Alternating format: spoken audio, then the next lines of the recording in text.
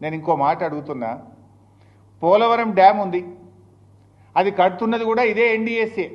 NDSA is nothing but CWC, CWC is nothing but NDSA. సిడబ్ల్యూసీలో పనిచేసేటోళ్ళే ఎన్డీఎస్ఏకి transfer అవుతారు, ఎన్డీఎస్ఏలో పనిచేసేటోళ్ళే సిడబ్ల్యూసీకి ట్రాన్స్ఫర్ అవుతారు. అదేమి కొత్తది కాదు. అయితే మరి అదే ఎన్డీఎస్ఏ ఆధ్వర్యంలో కడుతున్న పోలవరం ప్రాజెక్టులో డయాఫ్రేమ్ వాల్ కానీ గైడ్ వాల్ కానీ కొట్టుకుపోయినాయి, కుప్పగూలిపోయింది పోలవరం ప్రాజెక్టు.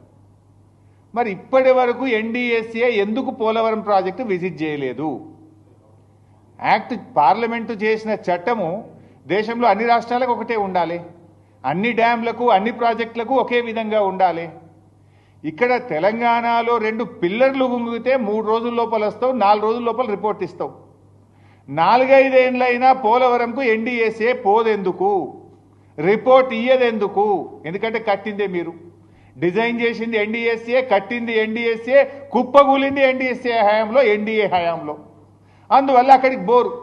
ఇక ఉత్తమ్ కుమార్ రెడ్డి గారు ఎన్డీఎస్ఏ ఏదో ప్రపంచ ప్రఖ్యాతి కలిగిన సంస్థ, ఇక దీనంత గొప్పది లేదు, దీంట్లో ఉన్నంత నిష్ణాతులైన ఇంజనీర్లు ఈ ప్రపంచంలో లేరు అని చెప్తాడు.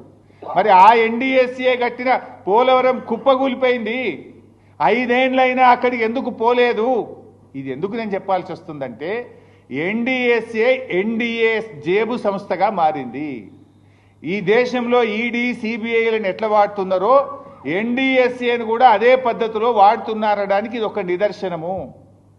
అసెంబ్లీ ఎన్నికల ముందు ప్రాథమిక నివేదిక, పార్లమెంట్ ఎన్నికల ముందు మధ్యంతర నివేదిక, సిల్వర్ జూబ్లీ ముందు తుది నివేదిక. 5 ఏళ్ళైనా పోలవరంకు పోరు, ఏ నివేదిక ఇయ్యరు.